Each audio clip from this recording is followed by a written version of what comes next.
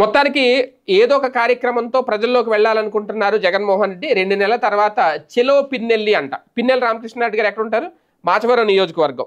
ఇప్పుడు ఇదే వాస్తవానికి వచ్చే 2 నెలల్లో పార్టీ ఆధ్వర్యంలో చెలో పిన్నెల్లి నిర్వహించడంతో పాటు పిన్నెల్లిలో కూటమి ప్రభుత్వం గ్రామ బహిష్కరణ చేసిన కుటుంబాలకు కూడా అండగా నిలుస్తాము అంటూ వైసీపీ అధినేత జగన్మోహన్ రెడ్డి పిన్నెల్లి గ్రామస్తులకు చెప్పారట. గురజాల మాజీ ఎమ్మెల్యే కాసు మహేష్ రెడ్డి ఆధ్వర్యంలో మాచవరం మండలం పిన్నెల్లి గ్రామస్తులు తాజాగా జగన్మోహన్ రెడ్డిని కలిశారు. వైసీపీ సానుభూతి పరులు అన్న కారణంతో 4 కుటుంబాలను కూటమి అధికారంలోకి రాగానే గ్రామ బహిష్కరణ చేశారు. గ్రామంలోకి వస్తే చంపేస్తామని చెప్పి కూటమి నేతలు బెదిరిస్తున్నారట.